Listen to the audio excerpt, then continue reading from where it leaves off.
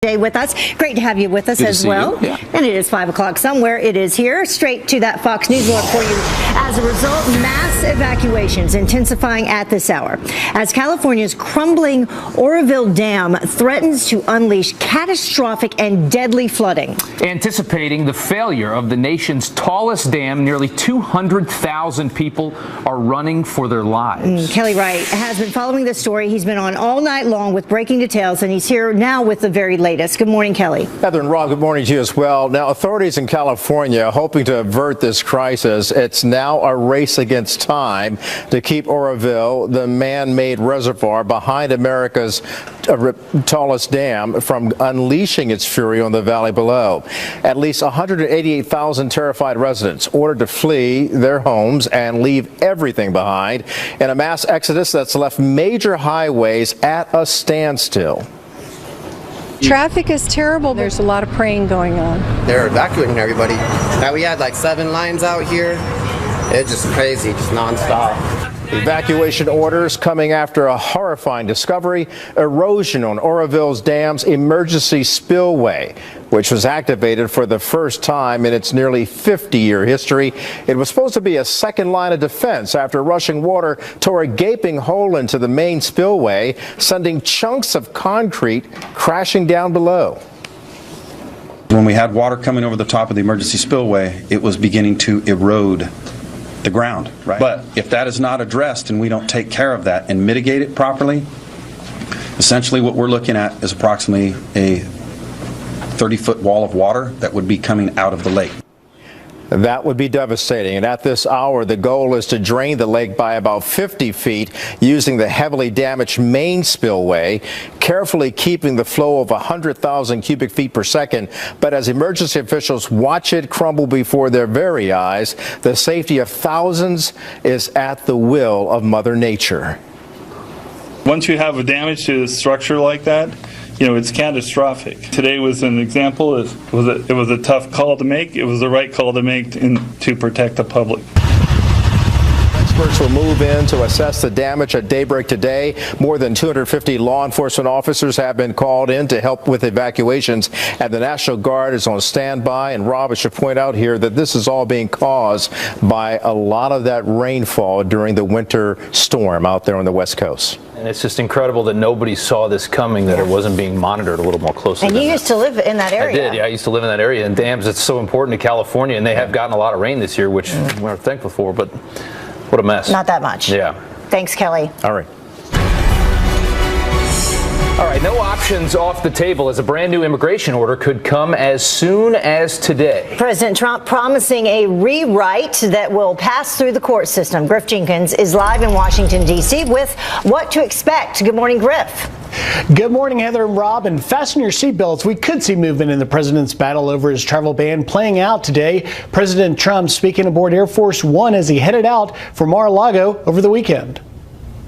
We'll win that battle, but we also have a lot of other options, including just filing a brand new order on Monday. And his senior advisor, Stephen Miller, speaking to Chris Wallace on Fox News Sunday, reinforcing that message.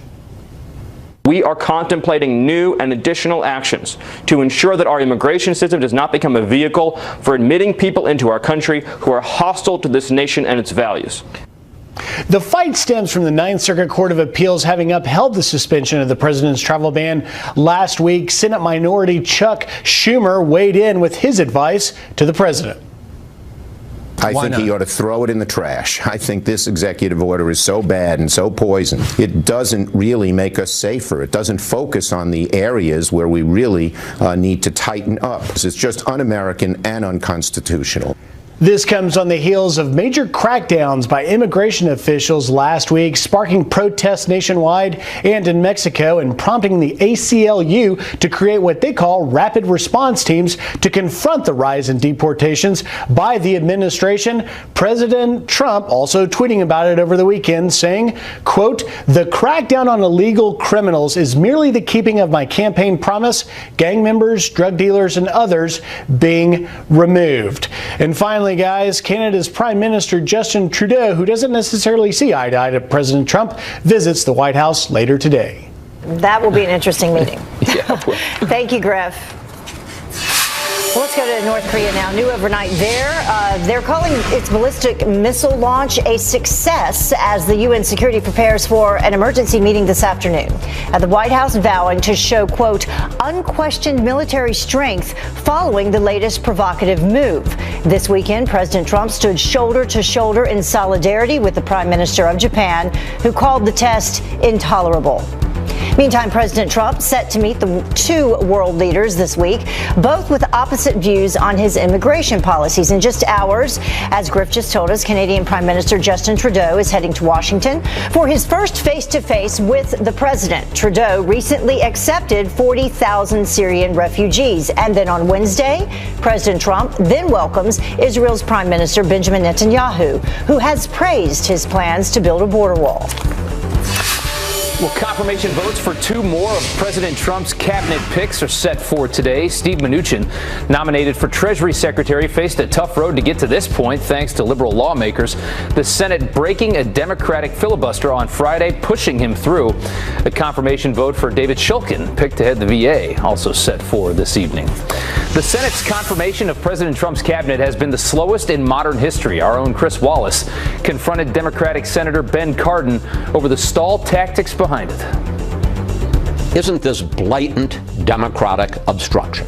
Not at all. We can't stop these nominees. We know that. What we're trying to do... No, but you're doing everything you can to slow it down. Because these people have never been, many have never been appointed to positions before. Senator, aren't you and other Democrats engaged in exactly the same practice that you criticized 4 years ago? Republicans controlled the Senate at that time, and we're not scheduling these votes. We don't control the agenda. The Republicans control the agenda. Well, at this point, the Senate has only approved 9 of the president's cabinet nominees.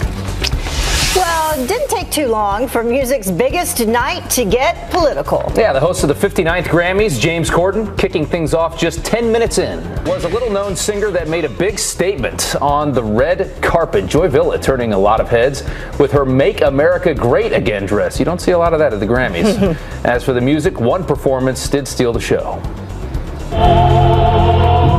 Your mother is a woman. A very pregnant Beyonce who's expecting twins, dressed in gold, stunning the crowd with this chair stunt. You're about to see it. And then there was another performance that didn't go so well. I know it's live TV. I'm sorry. I can't do it again. Adele had to restart her tribute to George Michael. The second try, though, we can tell you, was flawless. Yeah, and in the end, the night belonged to her. Adele winning Album of the Year, Record, and Song of the Year, taking home 5 awards in all. But the singer says that Beyonce deserved to win, so she broke one of the Grammys in half. Don't know about that. And then that chair stunt, you weren't able to see it, but Beyonce went all the way backwards in a chair. And she's pregnant with twins, so a lot of people were like, yeah, be careful with that. Yeah. All right, well, the most talked about moment from the Grammys, Joy Villa's Make America Great Again dress we just showed you. Yeah, Fox News radio host and author of The Deplorables Guide to Making America Great Again. Todd Starr is here with his take in his 1-minute commentary. Todd, I bet you like that dress. Oh, my goodness. Yeah, I really want to talk about this. Joy Villa made one heck of a statement at the Grammys last night. Of course, Miss Villa is... That would Get be some free press, though, don't you? Yeah, but it's amazing because people talk about free speech, and then you have people online saying that they said kill her because of the dress that she had on. I thought it looked great. Yeah. All right. Thank you so much. Thanks, guys. Well, the time now is 10 minutes after the top of the hour, and a former Democratic presidential candidate issuing a warning about his own political party. There is a campaign going on the Hill, in the media, in the academia, to personally discredit not only Donald Trump, but the people who are around him. Did you know that? Why Jim Webb says that Democrats today are too far left. And first, Nordstrom's pulling the plug on Ivanka Trump clothing. Now the retailer is dropping Trump-branded items. You are the prettiest, smartest, funniest girl in the 6th grade. I know you're only 11. Phone calls at 30,000 feet. A good idea or playing crazy? The debate and how you can weigh in today. Well, angry constituents once again taking over town hall meetings across the country. Anyone over the age of 74 has to go before what is effectively a death match.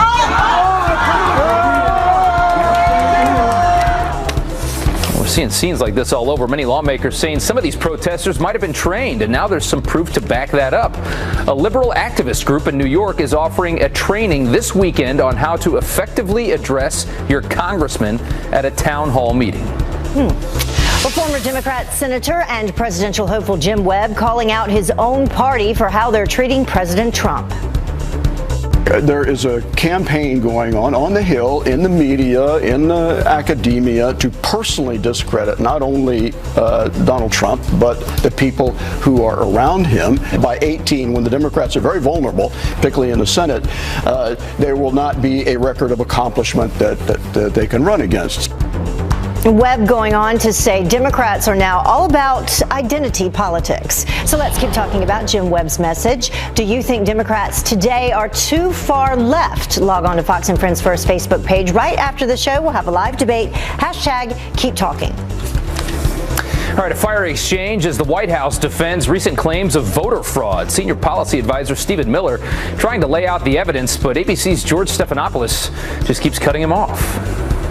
For the record, you've provided zero evidence that the president was the victim of massive voter fraud in New Hampshire. You've provided zero evidence. Anyone who's worked in New Hampshire politics is familiar with that issue. You have provided zero evidence that the president's claim that he would have won the popular vote if 3 to 5 million illegal immigrants hadn't voted. Zero evidence for either one of those claims. Well, it's Thanks right. a lot for joining us this morning.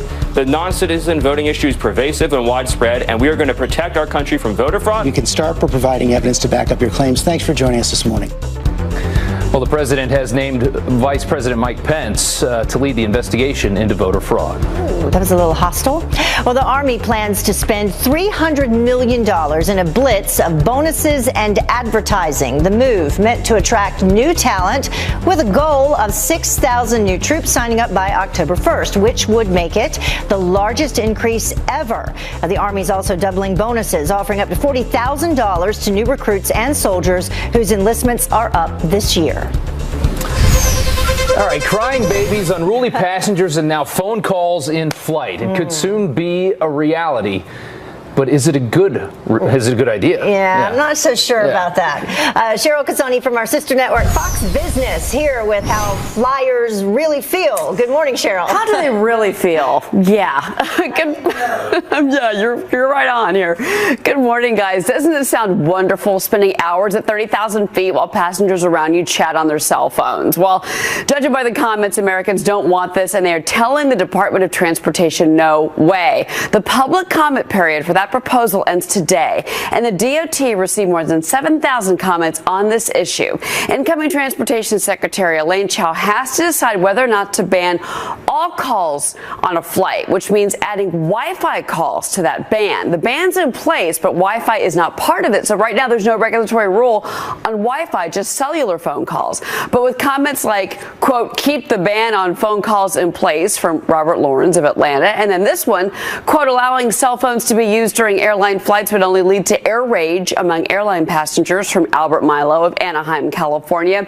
Seems pretty clear this isn't a popular idea. In fact, back in 2014, 96% of Americans supported the ban on voice calls. 2% favored a ban, only 2% saying that airlines should set their own policies. We also should add here, flight attendant groups are lobbying against allowing Wi-Fi calls. They fear people ignoring safety instructions, possible terrorist attacks, being organized on a flight, and of course fighting among passengers. Little obvious on that last one. As a former flight attendant, I have to agree with that. That's what I was going to ask you. You know, you've been there, done that. If you say no, I say no. Guys, it's a very bad idea. You know, there's already so much tension right now, as we've seen repeatedly in the air. Yeah. It's going to make things worse. Flying's already miserable enough. Thank you, Why make it worse? Cheryl, thanks so much. All right, time now is 19 minutes after the hour. Murder for hire gone wrong. The man who accidentally texted his former boss about killing his wife. Speaking of using your phone, and the most magical place on earth is becoming the most expensive place on earth. How much more it's going to cost you to go to Disney?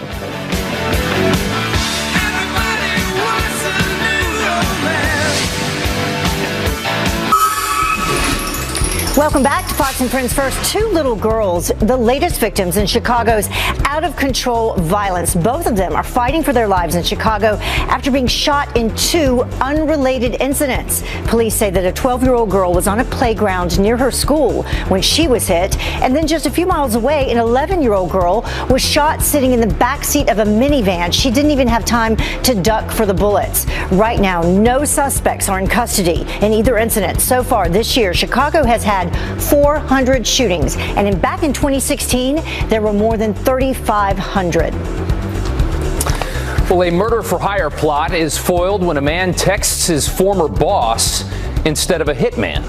Police say Jeff Lytle accidentally messaged his ex-employer about killing his wife and 4-year-old daughter for insurance money. Lytle claims he was angry when he wrote the draft and never meant to send it. He's now facing charges of solicitation for first-degree murder. Well, let's talk about some extreme weather now. Snow, ice, wind, all of that pounding the Northeast at this hour. Blizzard conditions and up to 2 feet of snow is possible. Jeez, icy roads making a big mess, sending a big rig sliding into the Connecticut snow. Yeah, just when you thought it was over, it's not. And in Massachusetts, this happened, a small plane sliding right off the runway just moments after aborting takeoff. And now even Texas could be in for some of that winter weather.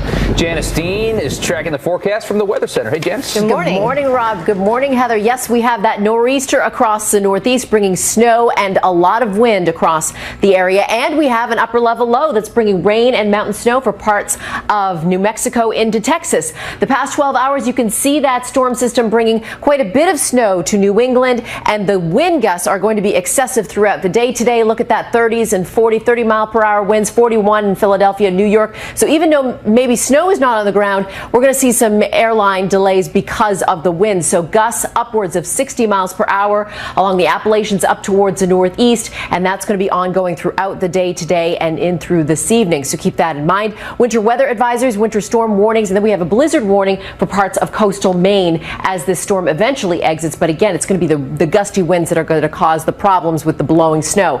Now, as you mentioned, parts of Texas and New Mexico getting a lot of rain and a lot of mountain snow, courtesy of an upper level low over Mexico. And we have winter weather advisories posted, as well as the potential for heavy flooding across Texas and then the Gulf Coast as this storm moves eastward. So a couple of certainly big weather stories we'll be following throughout the day. Rob and Heather, back to you. Been a lot of travel issues throughout the entire weekend. All right, thank you. You got it. All right, there's a brand new member of the mob.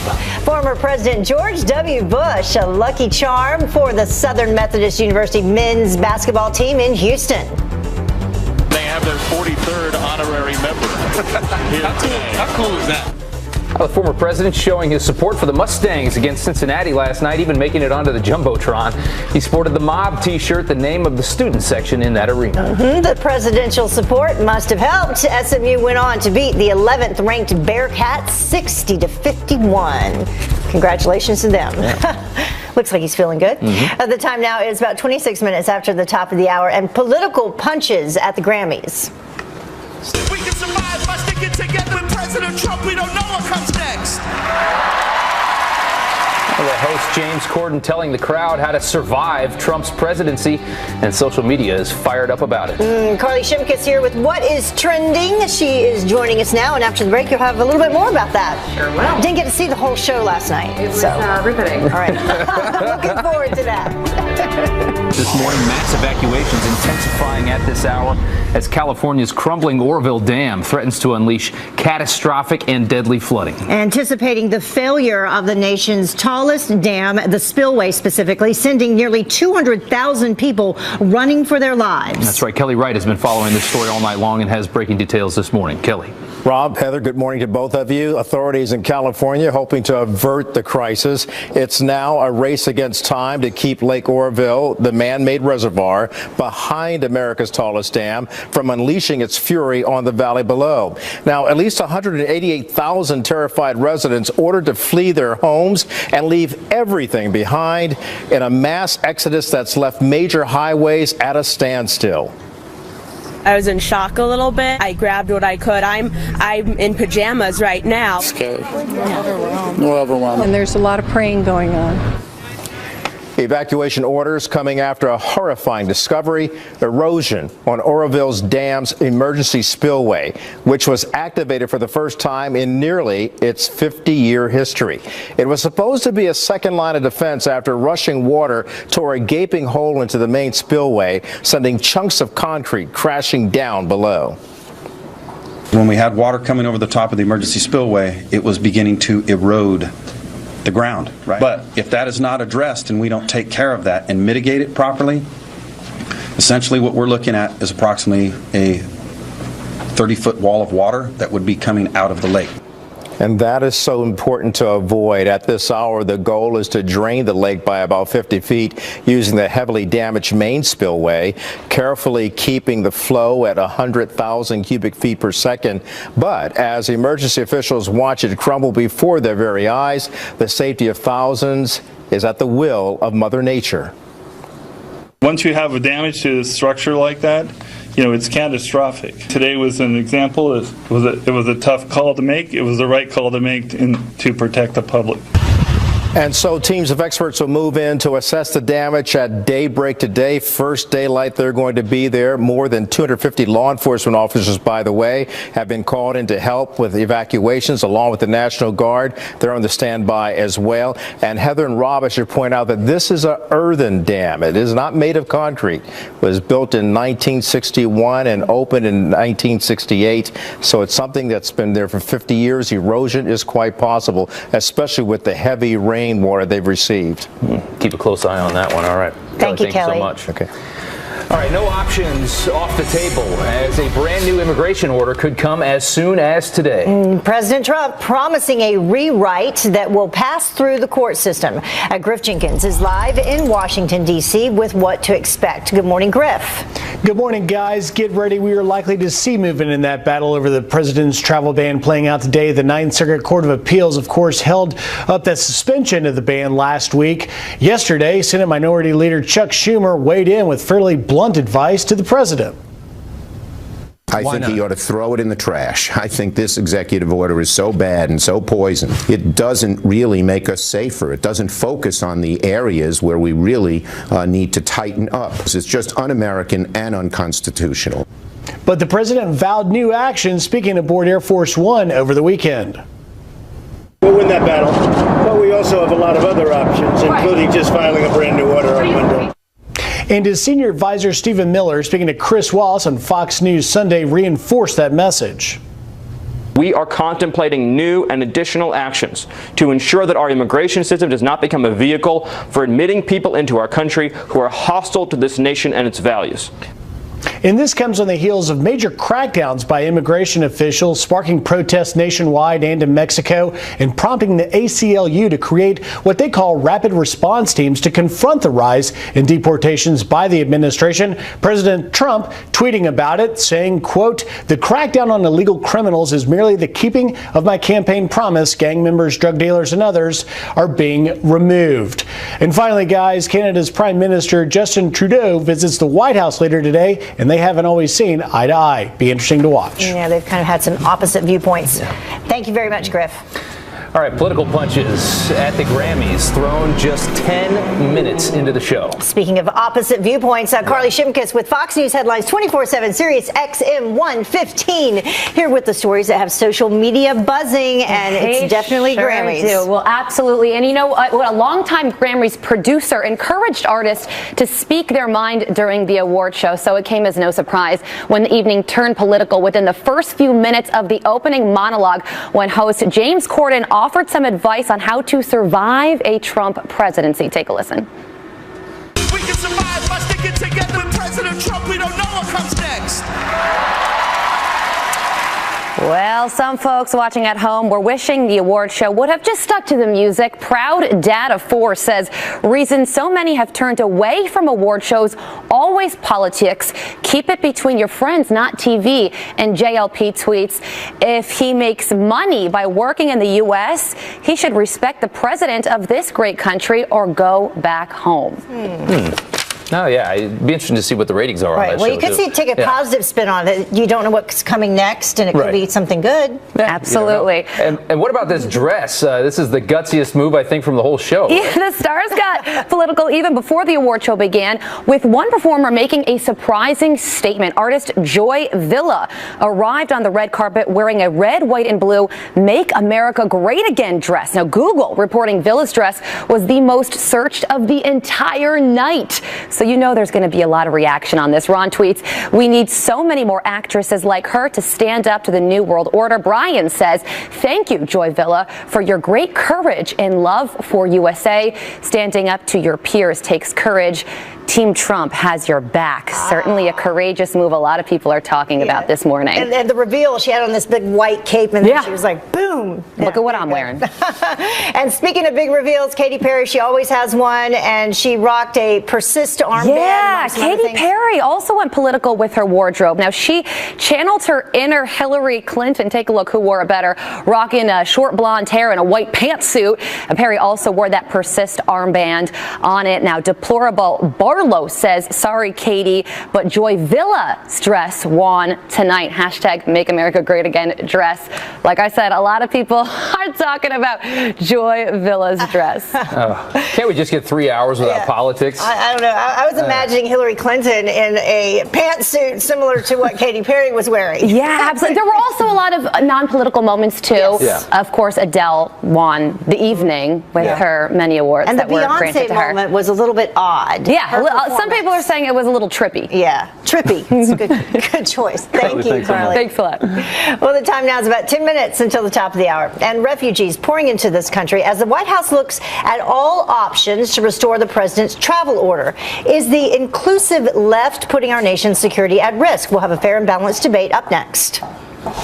And the PC police strike again. Yale changing the name of an on-campus college because of its ties to slavery. Geraldo Rivera has an epic message for this liberal school. And make sure you say thank you today. Those two simple words can change your whole outlook on life, apparently. So thank you for staying with us. All right, it could be a new low. Minnesota Senator and comedian Al Franken says his Republican colleagues are questioning the president's mental health. We all have this suspicion that, that he lies a lot. He says things that aren't true. That's the same as lying, I guess. That is not the norm for a president of the United States, or actually for a human being. Well, Franken did not specify which Republicans are expressing concerns right now, but he said it was not a majority. Well, the PC police at it again, and now our own Geraldo Rivera is taking a stand against it. He is quitting a voluntary position at Yale University after the school changed the name of one of its residence halls over ties to slavery. Geraldo tweeting, "Resigned yesterday as Associate Fellow of Calhoun College at Yale. Been an honor, but intolerant insistence on political correctness is lame." The university says the move is based on principle and not on political correctness. Thank you, Rob. The Trump administration hard at work assessing all options to make America safe again. Now we are considering and pursuing all options. We are contemplating new and additional actions to ensure that our immigration system does not become a vehicle for admitting people into our country who are hostile to this nation and its values. This as a new study reveals that since February 3rd, over 70% of the refugees who entered the U.S. were from the 7 suspect countries alone. So is the inclusive left putting our country at risk? That's the question. And here for a fair and balanced debate, former Ohio Senate Democrat Minority Leader Capri Cafaro and Fox News contributor Tammy Bruce. Thank you both for joining us this morning. So let's take a second look at those countries involved in the ban. The 7 countries are Syria, Iraq, Somalia, Iran, Sudan, Yemen, and Libya. And Tammy, 2 of those are major sponsors of worldwide terror. 5 are failed states. So is our country at risk? Well, obviously, yes. I mean, this is the entire point of what this moratorium was supposed to do, which was be able to have us be able to assess who it was that's actually coming into the country. That's what we can't do is just with those 7 nations. Now, Iran also has a major major counterfeiting operation that is state-sponsored, not just for American currency, which is why we've kept changing our currency, but also for identity papers. We also know that ISIS, with its control of Mosul, Raqqa, and large areas in Libya, have tens of thousands of blank passports, in addition to the machinery to create other identity papers. So when you're looking at, and this is what was fascinating to me just a couple weeks ago, was the realization that, according to the DHS, 60 to 100,000 visas have been issued for these 7 countries. And the question has to be, how could they have at all vetted that number of people to be able to allow them to come into this country? Yeah, and Capri, when some of those countries willingly admit that they don't have the ability to vet people right now, should we wait for something to happen here before we take a pause and say, let's figure out how to keep this country safe? Obviously, I don't think that's anyone's objective. Democrat and Republican alike, we all want to keep this nation safe. If I really believed that this was some sort of a PC crusade, I would say so. I try to call it like I see it. Right now, the Ninth Circuit Court of Appeals, they ruled unanimously for this stay, both Democratic and Republican appointees to the court. So in my view, I think we need to do something. We need to pursue a rewrite, and it sounds like the Trump administration is going to do that, a rewrite of this executive order that will actually hold up to the scrutiny of the co-equal branch of government in the judiciary. But in the meantime, has our country been put at risk? Because when you take a look at the number of refugees that have been allowed to enter the country while all this has been going on, between February 3rd and February 11th alone, when the stay was put into place, it was 1,049 who have really basically been rushed in. Tammy? Yeah, see, this is the problem, is that, of course, terrorism doesn't distinguish whether you're a Republican or a Democrat.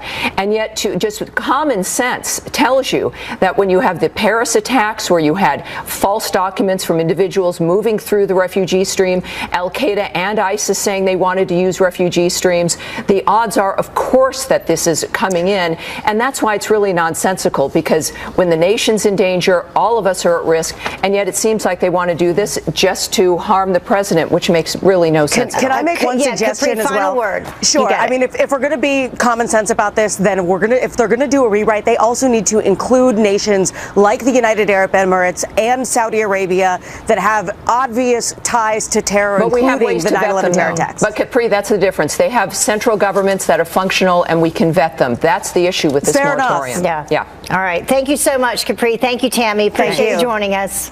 So let's now check in with Steve Doocy to see what is coming up on Fox and Friends. Good morning to you. I have a feeling you're going to talk a little bit more about this. Probably. You watch. We got 3 hours to fill up. We'll eventually get to that. Plus, we're going to introduce folks to a guy by the name of Raymond Buckley. He would like to be the chair of the DNC, the Democrats National Committee. He tells his fellow Democrats, we missed the message this last election. We got to grow up. Listen to this. What we did is we said, how offensive. Grow up. That's not reality for most of America. Telling his party to grow up. He's going to be joining us live to talk about why he would like to be the head of the DNC. Also, Tucker Carlson's going to drop by. He stops by once a week. We've got all sorts of stuff to talk to him about, including the Grammys. We're going to talk about the Grammys with Dean Cain. You know him as Superman. And we're going to tell you about a woman who, unlike a lot of the other celebrities who bashed President Trump, she actually wore a Make America Great Again dress. And you know what? Her sales on Amazon up 186,000%. Her name and so much more starts 12 minutes from right now, right here on the channel you trust for your morning news.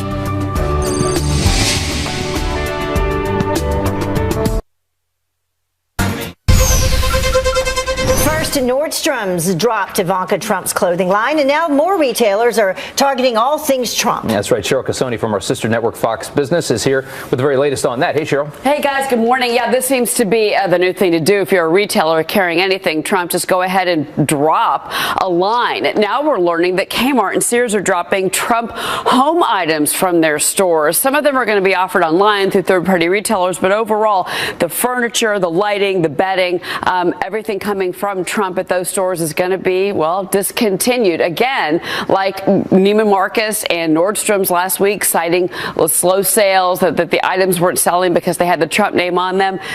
Again, it's hard to find data that support that right now, but Kmart and Sears are saying, well, just no more for now. We'll see if customers have an issue with it, though. Well, I'm a Verizon customer. I'm looking forward to this, an unlimited data plan, finally. But you know, it's interesting. All the carriers are really going for this, and it does make sense, except for those few data hogs. And I know you're not one of them, those extreme users. It really does make sense for us to have unlimited plans. So yes, Verizon is going for this now, starting February 13th, of course, which is today. For $80, you can have an unlimited plan for one line, and then you can pay $45 per line if you've got up to 4 lines. So this is, again, just another, wireless company kind of joining the trend that we're seeing now for unlimited. Yeah, they took it all away before, and now I think the outrage, they're giving it back. Yeah. Right, exactly. All right, so Disney, I think this story comes about every 6 months, right? It's getting more expensive? It's funny because Disney, the theme parks have always been one of the stronger pieces of the financial story for Disney overall. Forget the movie theater or the movies that are coming out. It's the theme parks. Well, they're pretty popular. People are still loving to go to Disney. So yeah, they're raising prices again for those all-day passes that they have. So they're for the value day passes, they're going to be going up by $2, and then the regular day passes are going up by $5. They also recently introduced demand pricing, which I think is interesting. So on peak days where they've got more people in the parks, they're charging more. So they're really finding a way to kind of get you if you're going to, if you're a Disney fan or your kids are a Disney fan. Joining the ranks of the airlines. That's right. The days you don't want to be there, too, and you're paying more. All right, Cheryl, thanks so much. Thank you. You bet. All right, coming up here on 6 a.m. on the East Coast, why protesters are now dropping their drawers right in front of Trump Tower. And a real heartbreaker just in time for Valentine's Day. Listen to this. The cheating husband suing Uber for exposing his affair to his wife.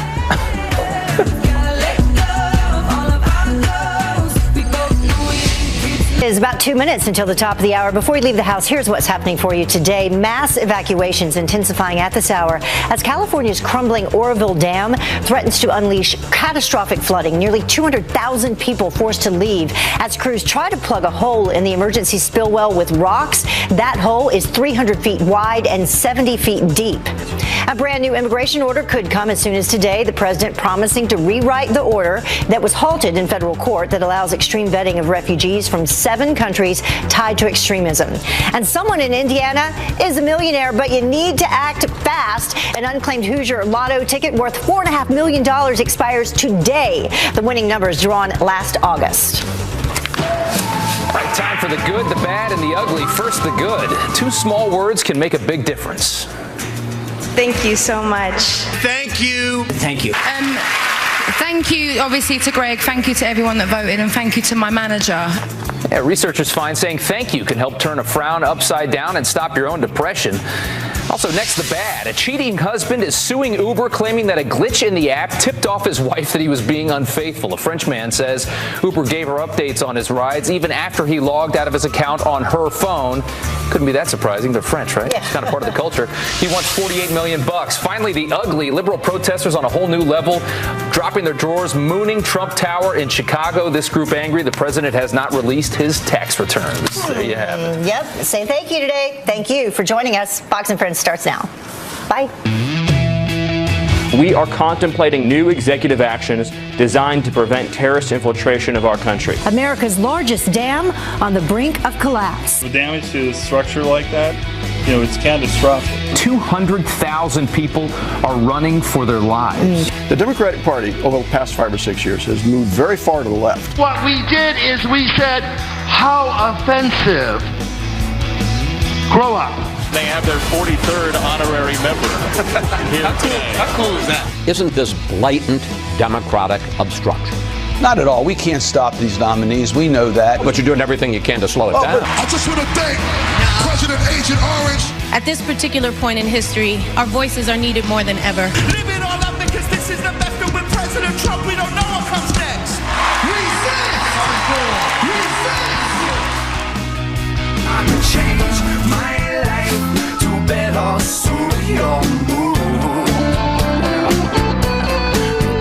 Is it over? Is it okay to look now? Now you can watch. Oh, wow, fantastic. Did you turn the volume off? You knew what to expect. I saw the start by Adele. I was on for 2 seconds. I said, what just happened? Did we lose the sound? Adele started over. Well, because after a disaster a year ago, she had another disaster. Well, it was just on her this time. A year ago, it was the microphone fell into the piano, and this time it was I didn't do a good job. But she won a bunch of stuff. And my question is, who makes the Grammys? Because she won. She won one, and she said, you know, Beyonce, you really deserve half of this. Clunk, and she broke it in two to present Beyonce with the other half. She's one strong singer, strong voice, strong wrists. Hello. And by the way, I got this question yesterday from one of my favorite children. They said, why is it shaped like that? Why is I said, that's a Victrola. That's right. That's an old a gramophone. That's how it first started. That's what they're called? Victrola? No, the gramophone. The gramophone. What was that called? It was the gramophone. No, but it's based on the Victrola, who did some genius. I think it was somebody from Foreigner invented the record. All right, we're going to talk about the Grammys coming up because there were some colorful costumes and some controversy, of course. And one dress I still can't figure out. Right, but first, President Trump said last week that he was going to sign a new executive order, and it was going to happen either today or tomorrow. That's right. And, of course, this is because currently his temporary travel ban is caught up in the court systems. Let's face it, though, that could take months. And he's a guy who likes to do stuff right now. Stephen Miller, who has written a lot of the president's speeches out on the campaign trail and a lot of his policy ideas, was on with George Stephanopoulos yesterday, kind of laid out what could happen with a new executive order. We have equal branches of government in this country. The judiciary is not supreme. A district judge in Seattle cannot force the President of the United States to change our laws and our Constitution because of their own personal views. This is an ideological disagreement between those who believe we should have borders and should have controls and those who believe there should be no borders and no controls. That's the essence of this debate.